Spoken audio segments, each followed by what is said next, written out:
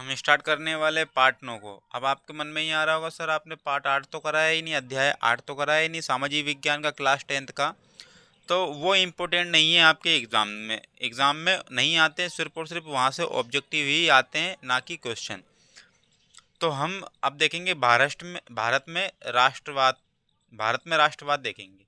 भारत में कैसे राष्ट्रवाद की भावना व्यक्तियों के मन में पनपती है, किस प्रकार से उन्होंने संघर्ष किया तब जाकर के भारत को आज़ादी मिली। तो आइए क्वेश्चनों को प्रारंभ करते हैं। क्लास 10th चल रहा है सामाजिक विज्ञान का, ये सामाजिक विज्ञान की सीरीज चल रही है क्लास 10th की, और हम पार्ट 9 करने जा रहे हैं इस बार। तो हम देखेंगे ये क्वेश्चन है, इस क्वेश्चन को बहुत अच्छे से समझेंगे। देखते हैं सबसे पहला क्वेश्चन, रोलेट एक्ट। तो रोलेट एक्ट था क्या, पहले इसके बारे में आप समझ लो, जानकारी ले लो।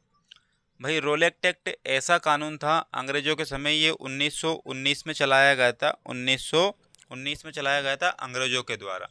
अंग्रेज इसमें क्या करते थे कि बिना किसी दलील, बिना किसी अपील के, जिस पर उनको शंका होती है, आशंका होती है कि ये हमारे विरोध में नारेबाजी करेगा और ये हमारे विरोध में व्यक्तियों को भड़काएगा, उसको पकड़ करके जेल में डाल देना, इसी को कहा गया रोलेट एक्ट। इसको एक संज्ञा भी दी गई, काला कानून। क्या दी गई? काला कानून।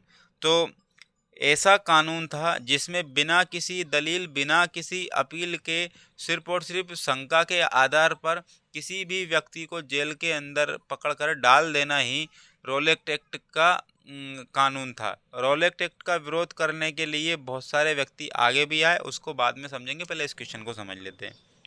ऐसा कानून था ये जिसके अनुसार किसी भी व्यक्ति को बिना किसी अभियोग चलाए अनिश्चित समय तक, और समय भी कैसा अनिश्चित, उनकी जब तक मर्जी हो तब तक जेल में डाला जा सकता था। क्या मुझे बताइए काला कानून था कि नहीं था? यह 1919 में पारित हुआ था। रोलेट एक्ट का प्रमुख उद्देश्य राष्ट्रीय आंदोलन को कुचलना था। आपको अच्छे से मैंने बताया ये। कोई अगर किसी व्यक्तियों के मन में राष्ट्रवाद की भावना भरता है, नारा लगाता है, उसको पकड़ के जेल में डाल दो। अब जब विरोधी ही नहीं रहेगा तो फिर क्या कोई विरोधी नहीं करेगा? तो अतः गांधी जी ने इस एक्ट का व्यापक विरोध किया। गांधी जी ने इस एक्ट का क्या किया? व्यापक विरोध किया। तो गांधी जी ने बड़ी अहम भूमिका निभाई इसमें। अब आगे चलते हैं थोड़ा सा हम। बहिष्कार से क्या आशय? बहिष्कार से क्या आशय? बहिष्कार से क्या आशय, देखो ध्यान समझना इसको, कि बहिष्कार किसी एक साथ संपर्क रखने और जुड़ने से इनकार करना या गतिविधियों में हिस्सेदारी या चीज़ों की खरीदी व प्रयोग से इनकार करना। आमतौर पर यहाँ विरोध का एक रूप होता था। कहने का तात्पर्य ये है कि हमें सरकारी जो नौकरियां हैं उसका क्या करना है? बहिष्कार करना है। हम नहीं करेंगे। जो भी उपाधियां दी हैं अंग्रेजों ने उनका बहिष्कार करेंगे। और उसके बाद में जो भी हम इनके वस्तुएं हैं अंग्रेजी, उनका भी क्या करेंगे? बहिष्कार करेंगे। इसी को क्या गया? बहिष्कार बोला गया। अब पिकेटिंग क्या था? पिकेटिंग का अर्थ क्या है? तो पिकेटिंग प्रदर्शन या विरोध का ऐसा स्वरूप था। देखो पिकेटिंग का मतलब क्या था? प्रदर्शन या विरोध का ऐसा स्वरूप था जिसमें लोग किसी दुकान, फैक्ट्री या दफ्तर भीतर जाने का रास्ता रोक लेते थे। इसको कहते थे पिकेटिंग। मतलब कि किसी दफ्तर में, किसी दुकान में, किसी फैक्ट्री का जो एंट्री वाला रास्ता होता था उसको रोक लेते थे ये। तो उसको रोक लेने को ही क्या कहा गया? पिकेटिंग कहा गया। गिरमिटिया मजदूर। गिरमिटिया मजदूर किन्हें कहा जाता था? ये भी बहुत इंपॉर्टेंट क्वेश्चन है। गिरमिटिया मजदूर किन्हें कहा जाता था? औपनिवेशिक शासन के दौरान। औपनिवेशिक शासन के दौरान का मतलब ये हमारे भारत पे जो हमारे भारत पर हुकूमत किसने करके रखी थी? अंग्रेजों ने करके रखी थी। तो ये हमारा भारत किसी न किसी औपनिवेश का क्या रहा है? अधीन रहा है। उसी को कहते थे औपनिवेशवाद। तो बहुत सारे लोगों को कार्य करने के लिए फिजी, गुयाना, वेस्ट इंडीज आदि स्थानों पर ले जाया गया था। इन्हें बाद में गिरमिटिया कहा जाने लगा। हमारे हम तो भारत की बात कर लेते हैं। तो भारत से जो मजदूर उपनिवेश का अधीन रहा है वो देश, अब वो देश अगर हमारे भारत के मजदूरों को कहाँ ले जाएगा, इंग्लैंड में लेके जाएगा, और इंग्लैंड में लेके जाएगा तो वहाँ पर क्या करवाएगा, मजदूरी करवाएगा। तो ऐसे व्यक्तियों को कहा जाने लगा क्या, गिरमिटिया मजदूरी कहा जाने लगा। उन्हें एक एग्रीमेंट के तहत ले जाया जाता था, एग्रीमेंट भी होता था, उन्हें एक एग्रीमेंट के साथ ले जाया जाता था। बाद में इसी एग्रीमेंट को ये मजदूर गिरमिटिया कहने लगे, इसी एग्रीमेंट को क्या कहने लगे, गिरमिटिया कहने लगे। आगे चलकर इन मजदूरों को गिरमिटिया मजदूर भी कहा जाने लगा। अब एक इनका समूह बन गया तो आगे चलकर इनको क्या कहा जाने लगा, गिरमिटिया मजदूर कहा जाने लगा। एक क्वेश्चन इस पार्ट में तो सारे के सारे इम्पोर्टेंट ही क्वेश्चन है, क्योंकि भारत में राष्ट्रवाद की भावना आती है, तो राष्ट्रवाद की भावना यानी कि भारत के राष्ट्रवाद यानी कि 7 नंबर का यहाँ से क्वेश्चन आते हैं। तो बारदौली सत्याग्रह क्या था, तो बारदौली सत्याग्रह को भी बहुत अच्छे से समझना पड़ेगा आपको, तब जाकर के यहाँ से क्वेश्चन बनेंगे। 1928 में सरदार वल्लभ भाई पटेल ने गुजरात के बारदौली तालुका में किसान आंदोलन का नेतृत्व किया था। किसान आंदोलन हुआ था 1928 में, सरदार वल्लभ भाई पटेल ने इनका क्या कहते हैं, नेतृत्व किया था, जो भूमि राजस्व को बढ़ाने के खिलाफ था। भैया जो भूमि राजस्व बढ़ा रहे थे अंग्रेज, उनके खिलाफ था ये आंदोलन। राजस्व मतलब कर, भूमि कर। यहाँ बारदौली सत्याग्रह के नाम से भी जाना जाता है, बारदौली सत्याग्रह के नाम से भी जाना जाता है। और यह आंदोलन पटेल सरदार वल्लभ भाई पटेल के सक्षम नेतृत्व के तहत सफल रहा, और ये आंदोलन सफल भी रहा है सरदार वल्लभ भाई पटेल के नेतृत्व में। इस संघर्ष का प्रचार व्यापक रूप से हुआ और इसे भारत के कई हिस्सों में अत्यधिक सहानुभूति भी प्राप्त हुई, क्योंकि ये क्या हो गया था, ये सफल हो गया था। तो ये क्वेश्चन बहुत इंपॉर्टेंट हो जाता है। अब आगे देखो, लाला लाजपत राय का देहांत किस प्रकार से हुआ। तो लाला लाजपत राय आप सभी जानते हो, लाला लाजपत राय एक साइमन कमीशन आया था 1928 में, भारत में साइमन कमीशन आया 1928 में। तो इससे क्या हुआ, लाला लाजपत राय ने इसका विरोध क्यों किया, क्योंकि इसमें एक भी भारतीय नहीं था, और साइमन कमीशन आया था संविधान निर्माण के लिए, संविधान निर्माण के लिए। तो जब पूरे के पूरे अंग्रेजी हैं उस कमीशन में और ये संविधान बनाएंगे, तो फिर जो संविधान में बातें रहेंगी फिर किसके अधीन रहेंगी, बातें अंग्रेजों के अधीन ही रहेंगी। तो ऐसे सोच समझकर लाला लाजपत राय ने इसका विरोध किया, और इसका विरोध करने पर लाठीचार्ज हुआ। अंग्रेजों ने लाठीचार्ज करवाया पुलिस के माध्यम से, और लाठीचार्ज में लाला लाजपत राय के सिर में चोट लग गई थी, उसके कारण उनकी मौत हो गई।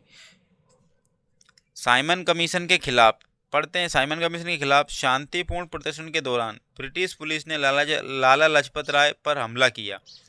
प्रदर्शन के दौरान मिले गहरे जख्मों के कारण उन्हें दम तोड़ दिया। तो जो मैंने अभी बोला था ना, वो आप इस क्वेश्चन में लिख देना, बहुत अच्छे से नंबर आपको मिल जाएंगे। आगे चलते हैं, साइमन कमीशन का बहिष्कार क्यों किया। साइमन कमीशन का बहिष्कार क्यों किया, क्योंकि साइमन कमीशन का बहिष्कार इसलिए किया क्योंकि इसमें एक भी भारतीय नहीं था। साइमन कमीशन का बहिष्कार किया गया क्योंकि इसमें एक सदस्य मतलब एक भी भारतीय नहीं था, सभी के सभी क्या थे, अंग्रेज थे, सभी के सभी क्या थे, अंग्रेज थे, और भारतीयों का इसमें क्या नहीं था, समर्थन नहीं था, इसलिए इसका बहिष्कार किया गया। अब आती है पूर्ण स्वराज के लक्ष्य को कब स्वीकार किया गया। तो पूर्ण स्वराज के लक्ष्य को कब स्वीकार किया गया, अब ये बहुत अच्छी बात आती है। दिसंबर 1929 में कांग्रेस के प्रत्येक वार्षिक अधिवेशन होता था, भैया इनका वार्षिक अधिवेशन होता था। तो वार्षिक अधिवेशन में जो कि लाहौर में हुआ था, रावी नदी के किनारे लाहौर में अधिवेशन हो रहा था, 1929 में हो रहा था।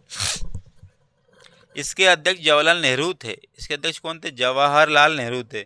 ये कांग्रेस ने पूर्ण स्वराज को अपना लक्ष्य स्वीकार किया गया।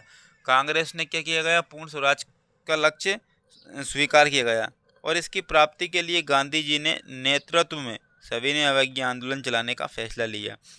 तो 1929 में क्या हुआ, 1929 में कांग्रेस का एक अधिवेशन हुआ लाहौर में रावी नदी के किनारे, और यहीं से पूर्ण स्वराज की मांग, पूर्ण स्वराज का मतलब कि पूर्ण स्वराज का लक्ष्य स्वीकार कर लिया गया।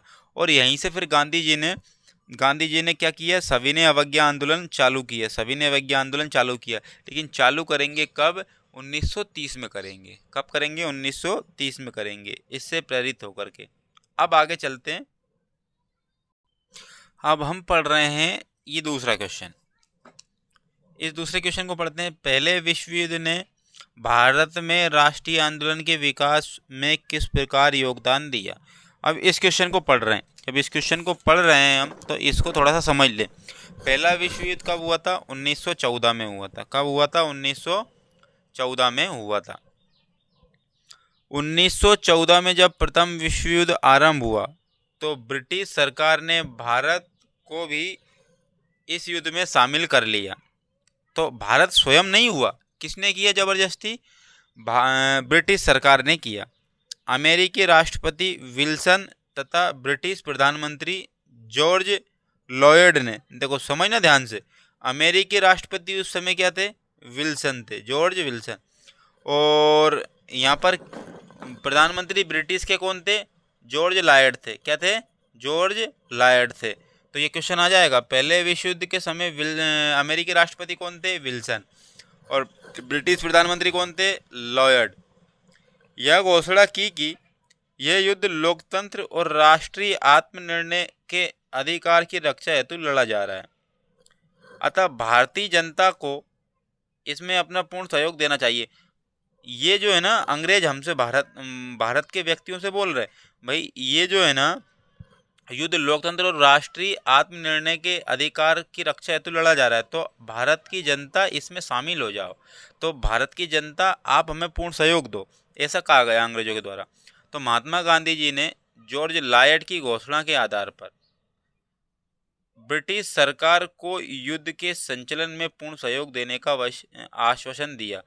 तो यहाँ पर क्या दिया? महात्मा गांधी ने जॉर्ज लॉयड की घोषणा के आधार पर, जॉर्ज लॉयड की घोषणा, लॉयड कौन थे? प्रधानमंत्री थे ब्रिटिश के। तो इसी आधार पर भारत को बेवकूफ़ बना दिया गया, क्योंकि क्या सिर्फ और सिर्फ जुमला दिया गया। क्या दिया गया? जुमला। जुमले का मतलब ये है कि सिर्फ और सिर्फ जपाया गया, यहाँ पर हम तुम्हारा क्या कर देंगे, ऐसा ऐसा कर देंगे, और बाद में काम निकालने के बाद में कुछ आपको हाथ में नहीं मिलता। अनेक भारतीय ब्रिटिश सेना में भर्ती हुए। तो भारतीय ब्रिटिश सेना में भर्ती होगा क्यों? क्योंकि उसमें एक राष्ट्रवाद की भावना थी, नहीं नहीं नहीं, ये हमारे अधिकारों के लिए लड़ा जा रहा है। उन्हें बड़ी वीरता के साथ युद्ध में भाग लिया गया। इस युद्ध ने राष्ट्रीयता की भावना को और अधिक जागृत किया। राष्ट्रीयता की भावना, और वैसे भी भारत के जो ग्रामीण क्षेत्रों के जो व्यक्ति होते हैं ना, वो वास्तविकता में राष्ट्र प्रेम उनके खून में भरा पड़ा हुआ होता है। भारतीय नेताओं ने यह मांग की कि जब ब्रिटेन लोकतंत्र की रक्षा के लिए युद्ध लड़ रहा है, तो भारतीय नेताओं ने मांग की जब ब्रिटेन लोकतंत्र की रक्षा के लिए लड़ रहा है, तो उसको नैतिक कर्तव्य है कि भैया युद्ध के पश्चात वो भारत के शासन की स्थापना करे। मतलब कि ये है कि जब लड़ ही रहा है अधिकारों के लिए, तो नेताओं ने ये मांग की कि जब ये युद्ध खत्म हो जाएगा, तो भारत की स्वशासन की स्थापना की जाए। मतलब भारत स्वयं अपना शासन करने लगे, ऐसी स्थापना की जाए। तो ऐसा आश्वासन दिया था जॉर्ज लॉयड ने। तो भारत को एक जुमला दिया गया था, लेकिन क्या कर सकते हैं, उस समय की बात ही ऐसी थी। तो ये क्वेश्चन यहाँ से ख़त्म हो चुका, और बहुत ही इंटरेस्टिंग कहानी के साथ में हमने ख़त्म कर लिया है। अगर अच्छे से पढ़ना है ना, तो इसको बहुत ध्यानपूर्वक समझना होगा। सिर्फ और सिर्फ आप सुन लो, बस रटने वटने की कोई बात नहीं है। भारत के लोग रोलेट एक्ट का विरोध में क्यों थे? तो रोलेट एक्ट के विरोध में इसलिए थे क्योंकि अंग्रेज जो थे किसी भी नेता को पकड़कर जेल में डाल रहे थे, और अनिश्चित काल तक डाल रहे थे, और बिना किसी दलील, बिना किसी अपील के डाल रहे थे। क्योंकि उस समय हुआ क्या था, उस समय भारत के लोगों के मन में एक विचार था कि भाई 1914 से 1918 तक प्रथम विश्व युद्ध हुआ, और इन्होंने हमें राष्ट्रीय अधिकार के लिए हमें प्रेरित किया था कि आपके अधिकार, आपके लोकतंत्र की रक्षा के लिए ये लड़ा जा रहा है। तो हमें ज़बरदस्ती सेना में भर्ती कर लिया था, और हमने भी बढ़िया राष्ट्रवाद की भावना के तहत हमने खूब बढ़िया तरीके से युद्ध लड़ा। लेकिन उसके बाद में अब रोलेट एक्ट आ गया। अब नेताओं ने ये आश्वासन दिया था हमारा क्या किया जाए, हमारा स्वयं का शासन की स्थापना की जाए, लेकिन नहीं की ने अंग्रेजों ने। अब नहीं की तो बड़े बड़े नेता थे, वो भारत के व्यक्तियों के मन में, दिमाग में, खून में, स्फूर्ति के साथ में राष्ट्रवाद की भावना डाल रहे थे। अब ये बुरी लग गई किसको? अंग्रेजों को। तो अंग्रेजों को बुरी लग गई तो ऐसे नेतृत्वकर्ताओं को बिना किसी दलील अपील के उन नेताओं को पकड़ करके अनिश्चित काल तक जेल में डाल रहे थे। इसी कारण से तो भारतीयों के मन में क्या हुआ? विरोध आया इस एक्ट के प्रति। तो देख लेते हैं इसको। पहला, रोलेक्ट एक्ट के अनुसार भारतीय सरकार को यहाँ अधिकार प्रदान किया गया कि वह किसी भी राजनीतिक दल या आंदोलन या सरकार के विरुद्ध किए गए किसी भी कार्य का दमन करने में पूर्णतः स्वतंत्र है। ये किए ब्रिटिश सरकार को ये आदेश दिया गया, ब्रिटिश पुलिस को ये आदेश दिया गया कि अगर विरोध में बोल रहा है, नेतृत्व कर रहा है, उसको पकड़कर डालो भाई जेल में। सरकार बिना मुकदमा चलाए किसी भी व्यक्ति को बंदी बना सकती थी। अब ये तो काला कानून ही है भाई। मजिस्ट्रेट द्वारा किसी भी ऐसे व्यक्ति को जिस प्रकार क्रांतिकारी होने का संदेह हो नज़रबंद किया जा सकता है। नज़रबंद किया जा सकता है और ज़बरदस्ती नज़रबंद किया जा रहा है भाई, ये हमारे विरोध में बोल रहा है तो इसको नज़रबंद करो, इसको क्या करो? नज़रबंद करो। तो यही तो एक तरीका है अंग्रेजों का। अंग्रेजों का क्या है भाई? विरोध करने वाले को क्या कर दो? जेल में डाल दो, फिर विरोध ही नहीं बचेगा हमारा, तो फिर हमारे तो शासन बचेगा। अब देखो रोलेक्ट एक्ट का विरोध। रोलेक्ट एक ऐसा देशव्यापी विरोध किया गया। महात्मा गांधी ने भी इस विरोध में सक्रियता की मतलब कि क्या लिया? भाग लिया, सक्रियता से भाग लिया और आंदोलन चलाया गया। तो 6 अप्रैल को देशव्यापी हड़ताल का निश्चय हुआ। 6 अप्रैल को क्या हुआ? देशव्यापी हड़ताल का। पूरे देश में 6 अप्रैल को क्या किया जाएगा? हड़ताल की जाएगी। उस दिन जनता ने देश के विभिन्न भागों में जुलूस बनाकर निकाले और रोलेक्ट एक्ट के विरोध में नारे लगाए। यहाँ ऐसा आंदोलन था जिसमें अमीर गरीब हिंदू मुसलमान सभी एक साथ मिलकर आंदोलन कर रहे थे। देखो उस समय किस प्रकार से मतलब है ना, राष्ट्रीयता की भावना के प्रति हिंदू मुस्लिम सब एक थे। हिंदू मुस्लिम क्या थे? सब एक थे। लेकिन आज के समय में ऐसा है क्या? नहीं है। आज का तो कुछ और ही अलग चल रहा है राजनीतिक दौर। अब आगे चलते हैं। गांधी जी ने असहयोग आंदोलन को वापस लेने का फैसला क्यों लिया? तो गांधी जी ने असहयोग आंदोलन का लेने का फैसला इसलिए क्या? इसकी कहानी समझो पहले तो बैठ करके। गांधी जी ने असहयोग आंदोलन चलाया। गांधी जी ने असहयोग आंदोलन चलाया। वो कब चलाया? 1920-21 में चलाया। तो 20-21 में जब असहयोग आंदोलन चलाया तो ये था असहयोग, मतलब सहयोग मत करो। सहयोग के पहले क्या लगाया? आ लगाया। तो सहयोग मत करो। किसका सहयोग मत करो? अंग्रेजों की वस्तुओं का, अंग्रेजियों के पद का, अंग्रेजियों की उपाधि का, तो इनका बहिष्कार करो।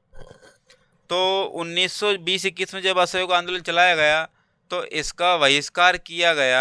इस अंग्रेजी वस्तुओं का, अंग्रेजी उपाधियों का, जितनी भी अंग्रेजी सुविधाएं थी उनका सबका क्या किया गया? बहिष्कार किया गया। तो ऐसे में एक उत्तर प्रदेश के बैरकपुर जिले में एक चोरा चोरी नामक पुलिस थाना था। तो 5 फरवरी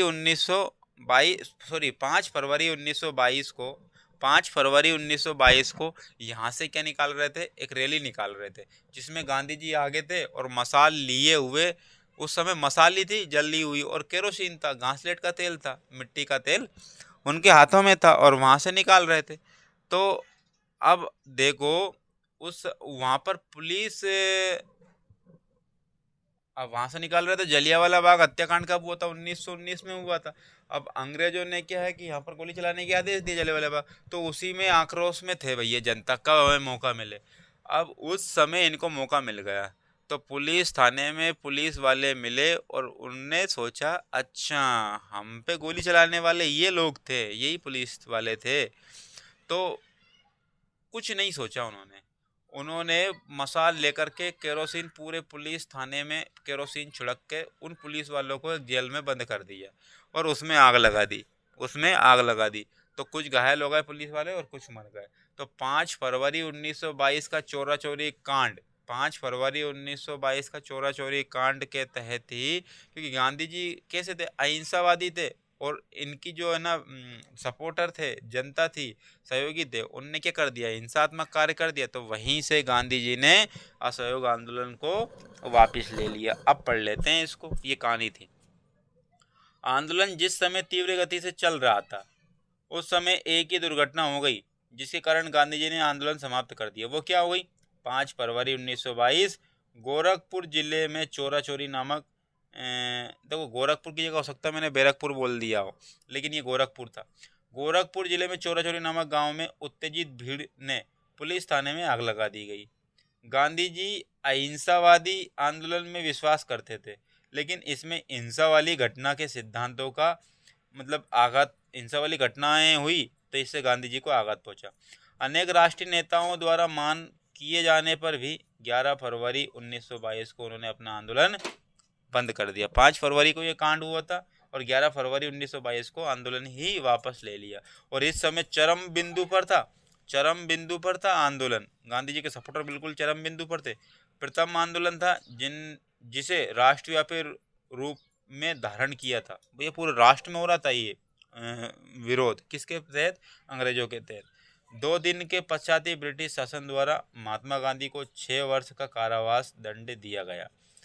तो उसी प्रकार 1922 मतलब 11 फरवरी के 2 दिन बाद यानी कि 13 फरवरी 1922 को गांधी जी को गिरफ्तार करके 6 वर्ष का कारावास दे दिया। और यहीं से फिर गांधी जी छूट गए, बीच में ही छूट गए। गांधी जी भी क्या थोड़े हल्के फुल्के व्यक्ति थोड़ी थे, वो भी बड़े सूझ समझ वाले व्यक्ति थे। और 1923 में बीमारी का बहाना